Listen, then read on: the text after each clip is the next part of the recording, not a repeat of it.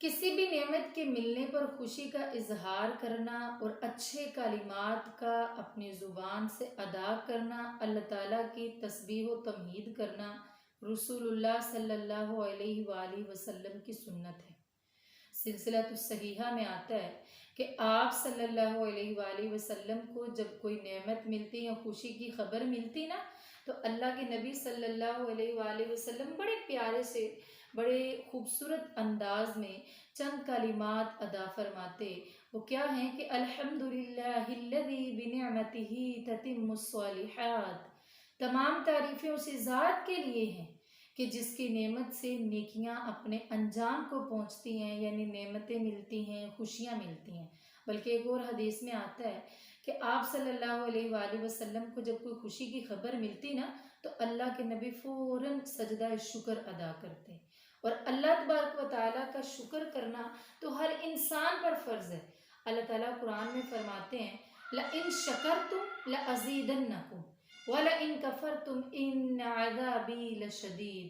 اگر کسی نعمت کے خوشی کے ملنے پر ہر حال میں تم میرا شکریہ ادا کرو گے نا، لَأَزِيدَنَّكُمْ، میں تمہیں بہت زیادہ عطا فرماؤں گا، وَلَئِن كَفَرْتُمْ إِنَّ عَذَابِي لَشَدِيدٌ۔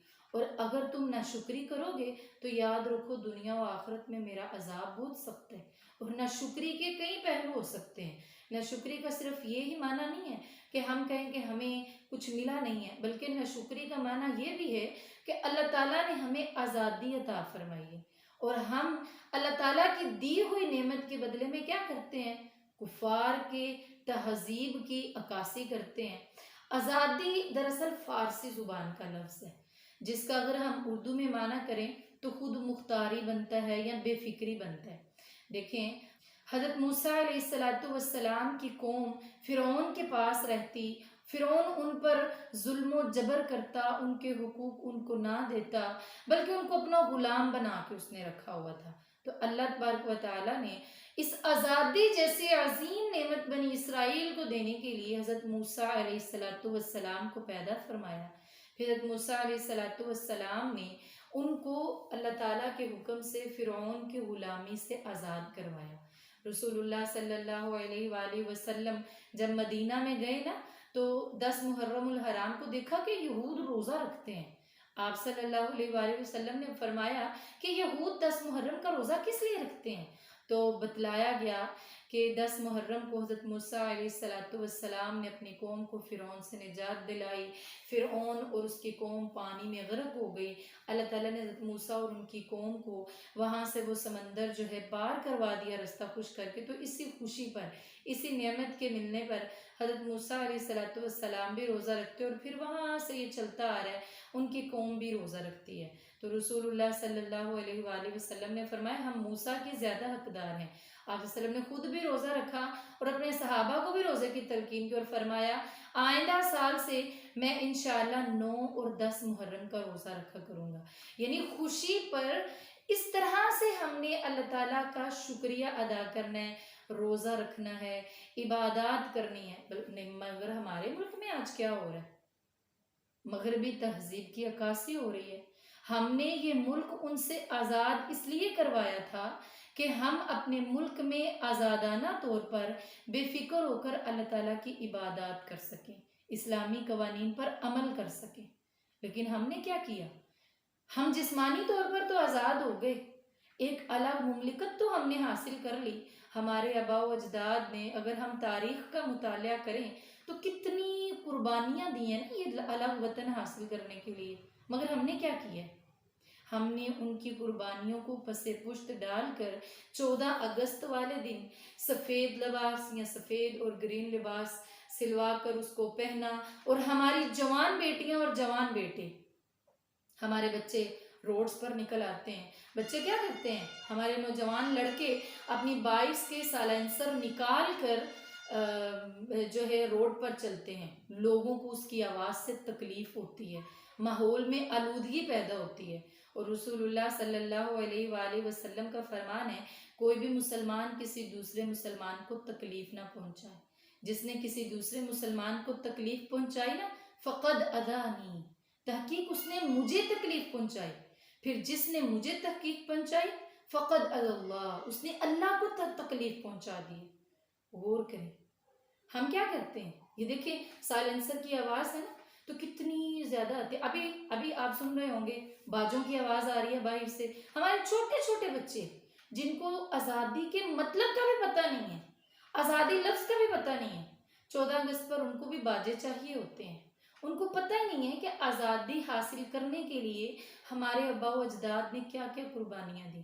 ہمارے والدین بچوں کو نہیں سکھا رہے ہیں، آج کے والدین بس یہی سکھا رہے ہیں 14 اگست آ جانی ہے تو ہم نے 14 اگست والے مخصوص لباس پہن کر، پرچم لگا کر اپنے گھروں کی چھتوں پر ہم نے جھنڈیاں آویزاں کرنی ہیں اور باجے لے کر چور چورستوں میں پھرنا ہے، گلیوں میں گھومنا ہے۔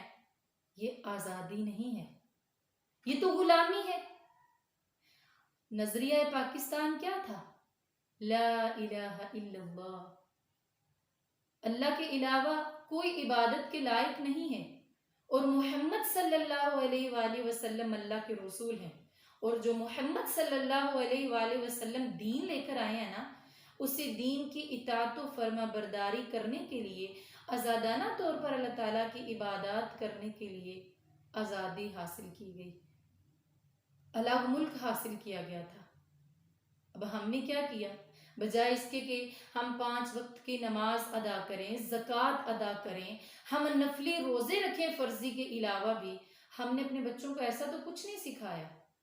البتہ یہ ضرور سکھا دیا ہر 14 اگست پر ہم نے فضول خرچی کرنی ہے، ہر 14 اگست پر ہم نے بیماروں، بوڑھوں اور بزرگوں کو پریشان کرنا ہے۔ دیکھیں یہ باجوں کی آواز سے کبھی کوئی قرآن پڑھنے والا پریشان ہو رہا ہوتا ہے، بلکہ رسول اللہ صلی اللہ علیہ وآلہ وسلم کا فرمان ہے صوتانی ملعونانی، صوت مرماز عند نعمت وصوت رنت عند مصیبت، 2 آوازیں لعنت شدہ ہیں جن پر اللہ تعالیٰ کی لعنت کی گئی ہے۔ خوشی کے وقت باجوں کی آواز، بانسری کی آواز، اور مصیبت کے وقت رونے دھونے چیخنے چلانے کی آواز، اور ہم یہی 2 کام کر رہے ہیں۔ ذرا سی مصیبت پہنچی واویلا کرنا شروع کر دیا، رونا چیخنا چلانا اور پیٹنا شروع کر دیا۔ اور خوشی ملی ہے، اللہ تعالیٰ نے اتنی بڑی ہمیں نعمت عطا فرمائی ہے کہ ہم آزاد ملک میں رہ کر آزادی کے ساتھ اللہ کی عبادات کر سکتے ہیں، اپنا جو ہے نظریہ فکر ہم دوسروں تک پہنچا سکتے ہیں، اظہار رائے کر سکتے ہیں۔ ہماری رائے سے چاہے کسی کو اختلاف ہو، لیکن ہمیں اس ملک میں بولنے کی اجازت ہے۔ ہم نے کیا کیا؟ ہم نے اپنا اظہار رائے جو ہے اس کو بھی چھین لیا۔ ہم نے جس بنیاد پر یہ ملک حاصل کیا گیا تھا اس کو بھی ختم کر دیا اور باجے بجانے شروع کر دیے۔ وہ کام جن پر اللہ کے نبی نے لعنت کی وعید سنائی ہے وہ کام کرنے شروع کر دیے۔ اللہ تعالی ہم سب کو تمام لعنت والے کاموں سے محفوظ رکھے۔